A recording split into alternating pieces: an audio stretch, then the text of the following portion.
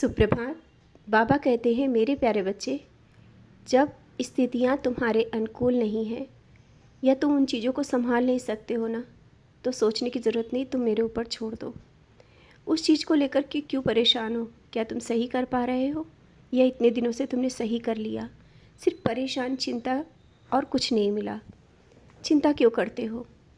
इतनी चिंता करते हो कि तुम्हारा स्वास्थ्य भी बिगड़ जाता है और घर का माहौल भी बिगड़ जाता है।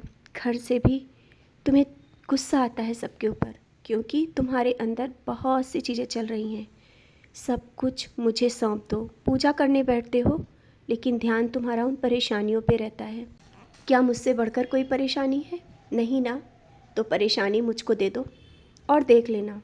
जिस चीज़ की चिंता तुम इतना ज़्यादा कर रहे हो, जिस चीज़ के लिए तुम परेशान हो, सबूरी रखो। कुछ ही दिनों में उसका जवाब भी मिल जाएगा और सब कुछ सही भी हो जाएगा। सही हो भी रहा है, लेकिन तुमने अपने मन में बना के रखा है कि चीज़ें सही नहीं होंगी, इसलिए तुम्हें दिख नहीं रहा है। निश्चिंत रहो, प्रकाश तुम्हारे करीब है। ध्यान में बैठो, थोड़ा मन मेरे चरणों में लगाओ। इतना बिखराव सही नहीं है। पूजा, अगरबत्ती, दिया मत करो। मेरे चरणों में बैठो, मेरी नज़रों में देखो। ध्यान नहीं लग रहा है, मन भटक रहा है ना? शांति से बैठो, धीरे धीरे मन लगने लगेगा।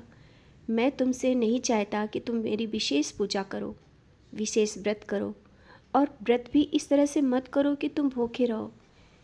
मैं देखता हूँ तुम भूखे रह करके मेरे व्रत करते हो। तुम मुझसे कहना चाहते हो ना कि बाबा मैं व्रत हूँ, मेरी इच्छा पूरी कर दो। क्या कोई माँ अपने बच्चे को भूखा देख सकती है?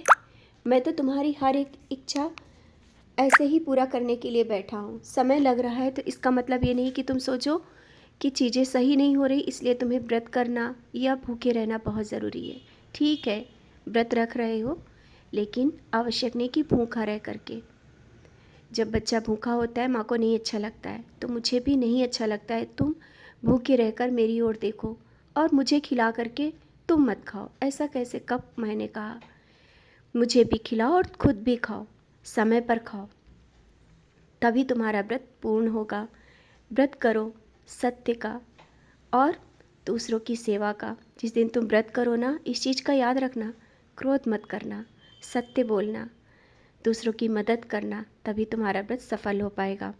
तुम व्रत करके भी क्रोध करते हो, वो व्रत सफल नहीं है। समझ रहे हो मैं क्या कह रहा हूँ? शायद तुम्हारी अंतरात्मा उस बात को समझ रही है।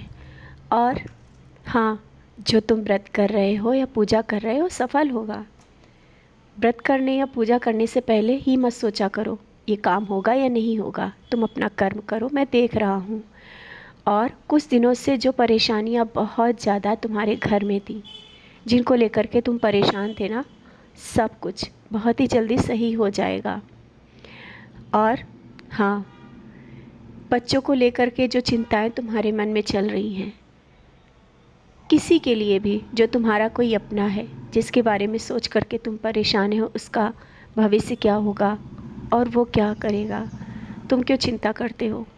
जो करना होगा वो अवश्य करेगा और मैं करा दूँगा। उसके भविष्य की चिंता तुम्हें क्यों है? भविष्य तो मैं देख रहा हूँ। तुम्हारे परिवार, घर की सारी जिम्मेदारी मेरे ऊपर है। तुम्हारे कहने करने से नहीं होगा, ना ही सोचने से। इसीलिए तो मैंने कहा तुम अपनी चिंताएं मुझे दे दो। और आज जो ऐसा दिख रहा है, आगे भविष्य वैसा नहीं है।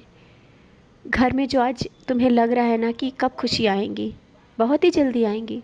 बस तुम उसका इंतज़ार जिस तरह से कर रहे हो ना, सबूरी रखो, सब कुछ सही हो जाएगा। स्वास्थ्य को लेकर के जो चिंतित हो ना, तुम्हारा स्वास्थ्य भी बहुत जल्दी सही होगा। ऊदी का सेवन करते रहो। और जो पैरों में दर्द है ना, ये मत सोचो कि ऊदी वहाँ लगाएं या ना लगाएं, अवश्य लगाओ। ऊदी औषधि है। सर में दर्द रहता है क्योंकि तुम सोचते बहुत हो, बहुत सोचते हो। छोटी छोटी बातों को सोचना बंद करो और सब सही होगा। खुश रहो।